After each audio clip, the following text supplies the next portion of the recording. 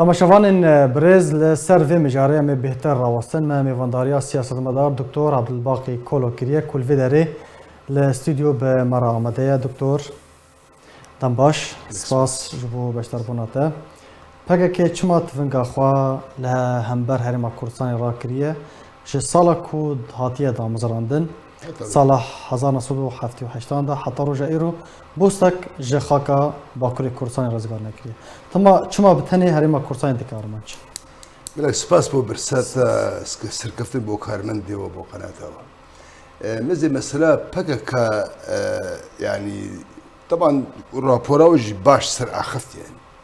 اولا باكا كاج وقتي وهاتي دام زراندن هرتم بس شري بارتي ديمقراطي كردستان كده طبعا سبب اساسي يا هري اساس اوا انه بارتي ديمقراطي كردستان خدي بروجيكت نتويه يعني حتى كردستان ايش بو خاطري كاري خدمتها و بارتي ديمقراطي كردستان دكي شبو خاطري جيبجيكرنا ما في كرد لباشوري كردستان طبعا افتر شيء ونها ايرو تيري قلتن مثلا باكاكا خو عملت كيش بو ايريشي كي بردستر كردستان باشور افجي حمو احداث بهدوفه جريداينا يعني هكا تماشت كي مثلا بشتي او اصلا هي وتشي بنها بنا يكيتي بارتي دس مثلا ارسلوا كوماري عراق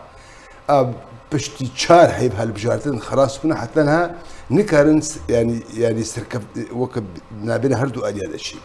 او مثلا ايران بشتينا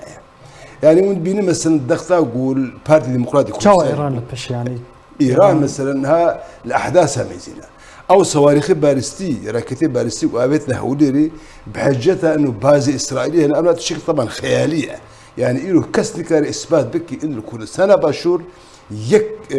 مثلا بيجن مستخبراتك اسرائيل تدنين مطلقا يعني اللهم يعني مثلا شركاتنا الامريكيه هنا هيك اصلي خو جهوبي امريكي بونا موضوع كيديه اما بفرمي تشتكي اسرائيل كردستان او حاجتها وانا انه مراكتها بين هولير طبعا هولير حيف مخابن يعني هولير وكا بايتختا كردستان باشور قالك مرف قلال سبابيجي نما رف راكتها بابيجي ابيك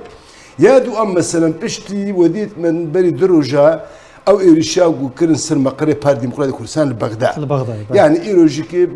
بخدي التلفزيون ده بريار هذا استانش سكرتير ده بار ديمقراطي كردستان انه يتخذ شبر حكومتك عراقي ياود بيجي امن نكارم دزغاكي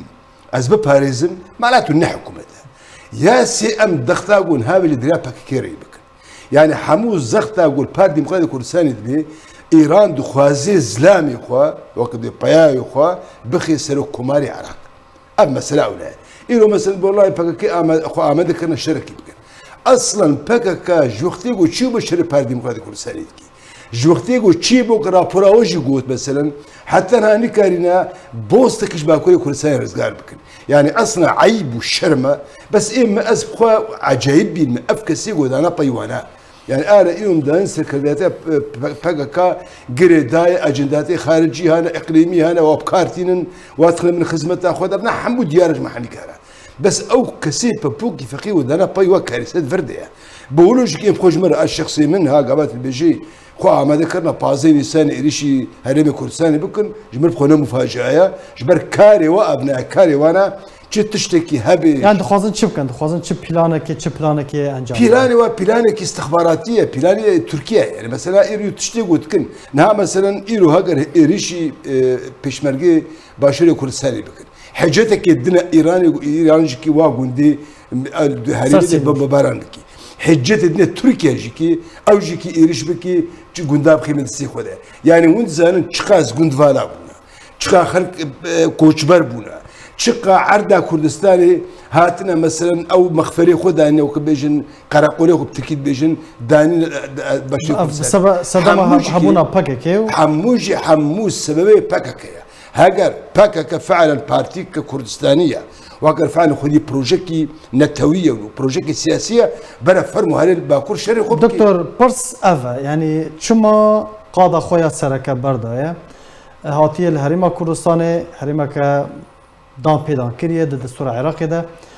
فدرالوي هر وها روجاوا كردستان شما بري خنا ده باكوري كردستاني بري خدا باكوري كردستان بارتيا ديمقراطي كردستان بارتيا هري بهزت قوتها يا جماور يا خلق دوراوي يا خلق بير بهوري بيتين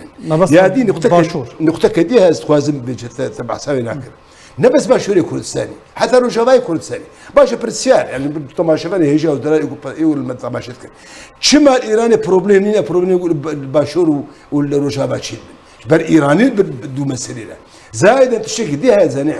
حكومتها فيدرال والى اخره يا اخي حكومتها فيدرالي بغداد اصلا حكومتها بغداد نكاري كردستاني بباريسي يعني قال لك جارة مثلا هات قانون فيدرالي ده وقت إيريشك شيب إيريشك أمبيجن دولتك دي جيران إيريشي بارتشكي جبرت قانون فيدرالي ده إله اعتبار دبي باشوري كردستان بارتشكش عراقي قال لك الشكل عراقي بربري برد بكن بس إله بدل واش يعني مثلا حاج الشعبي إله مزانا جيش عراقي تش قوتها يعني برحج الشعبي حاج الشعبي إيرانية باكا كإيرانية وتركيا استخباراتي نافو نادر حموج كدخوازن اب بروجي نتوي اب تشتيغو كردا بخوينا شيدا بدس عينا وينا تكبت وبسر كفن بسرنا كمان ان شاء الله اراده ملتي كرد يعني هاجر باكا تفكر انه يعني ويك هربن وكو بروباغندا وكو راغاندن ويك هربن لهمبر هزن بيشمرغا راوستن لا زاني في بلانا كنت بحثكي بسر مزي اب بلاني وايغو ايرون هات خوازن اب حابو مسألة خوازن مترسيكي بخن ناف كردي باشور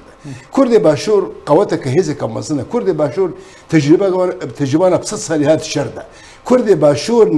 مستحيل اب تشتيقو بخوينا شهيدة دست فاين بردن جبو خاطر باكي وغير باكي كردي باشور جكي نبس كردي باشور تشك كردكي قوب تشكي حسن تواتي بيرهبي هناكي حريص بسر مسألة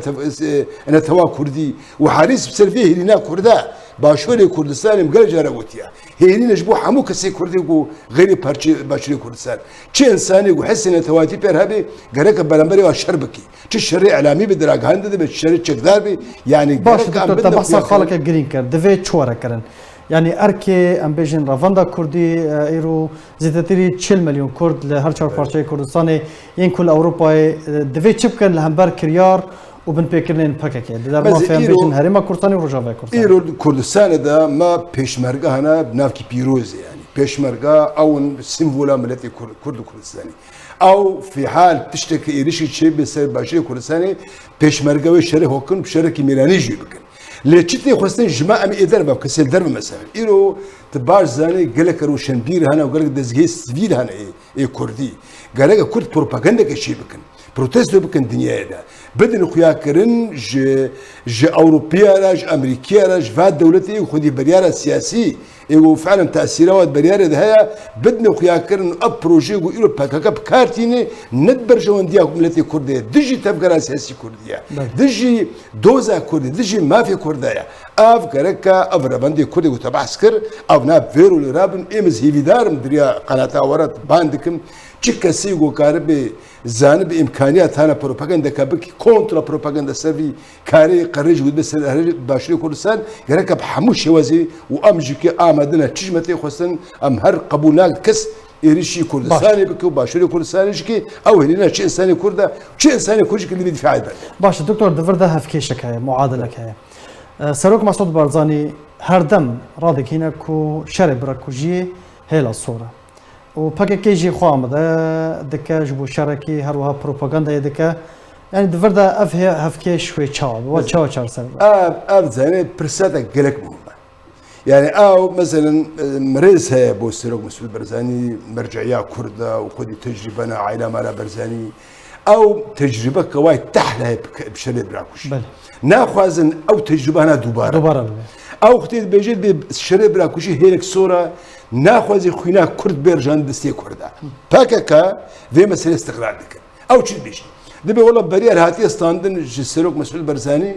انه شرب براكوجي شركي هيلك الصوره او بيجي بيتر دخواز إيريشي خوزي دبكن بس تشتك هاي البيت طبعا ام ناس دا خوازم والله زنابي امز ناخوازم شري براكوجي شبي لكابا بريت إيريشي مرات بكي وزارو كي تبكوجي تلميسي يعني ابلاش كي منطقتي دنينا ايرو امزانن افكسي غوفات شتا بكارتينن فقير كردي بابوكي هاتنا خاباندن أفسر كرداتها بكك تحملها مسؤوليتك أو تحملها مسؤوليتك أفقير تري والله هم قال دخل بروجك إم خاص شخصيا بينم چه ایریش سر باشی کردستان چه به مجبور پیشمرگه برابانی برده بکی و قبول نکن دریا پکا کرده بجا ایران بکوی کردستان باشور دیان ترکیه بهتر بازی خودی دا فرح بکی بولوژی که از هیوی دیدکم انو شری برا کجی چنه به لی مثلا کردستان باشور خطک سور نجبو پکا کتنی چه هزک سیاسی و عسکری بخوازی و تجربه هنه تیک بده کرد قبول نکن نه بس کردی باشور تنی همون پارچه کردستان قبول باش دکتور ده وی درباره ده یعنی روش و چاوبه پیش روش و چاوبه ل روجاوای کردستان براستی بن بیکرن هر بردوامن جالی پکه و لوی داره یعنی تجنها بحث کرد گندن سینوری بحثا بصدان گند يعني بين صاد وشاصد قند هاتنا فالا كرن بري خدانا جهن اوله باجارا نجبر هبونا باكي وتركي جيبي بوهانيش خراب كارتينا مديد لروجافي كورسين تشاوا عفرين سريكاني جريس بيتشو بيش روج و تشاوا مادام يعني افكريار حتى كان جيبي بردوام بن تشارا سري تشي قال مدى تشارا سري يعني او راست كرد برخوادان تكن شرد كن تشي كاري لشكري بتشي كاري سياسي بكاري خود كن بس تالي اب بروبليمي يقولوا هنا ذي هرمي مدى يعني رجعت انا عارفين وايران وتركي يدوروا بري ما حموجي كي بريار نيا كردايا بريار دولتي اي خودي باندور دولتي مازن يعني ها مثلا امريكا روس ابنها اب محادثات بين فينا دابنا ايراني ودابنا امريكا حمو مساله بغريدينا هاجر ايراني وامريكي بجن يعني ريكفتنك شيء بي وهناكي سبكتر بي هاجر ريكفتر شيء بي وزقت مصدر بي يعني مساله حمونا في دولتيه بقولوش كي شارع سربونا في مشكله يقول هاي له تشيد من كيشيغو بيدانا تشي سوري تشي العراق حموجي كي دبغري دولتي خدي بريار امريكا وروسيا هاجر امريكا وروسيا الهبدو بكن والمانيا رولا وهي فرنسا رولا وهي اف دولتي ايجو دندروي مجلس الامن او كارن في كيشي فا حموكا شهر سابق اما والله ام كرد تناخو نكارن تشتكي بكن ليه جماعتي خص ام كرد ام برافاني در خاكا خذ بكن بر ام مكتسباتي يقولوا هاتلا ناف دستي كردي ما غيرك نون بردان واف تجربه وتشيبت كل سنه باشور ده بيت نشي اف واجبين اما بريار دولتي مصر قالك سباس جبو دكتور عبد الباقي كولو سياسة مدار قالك سباس جبو باشتر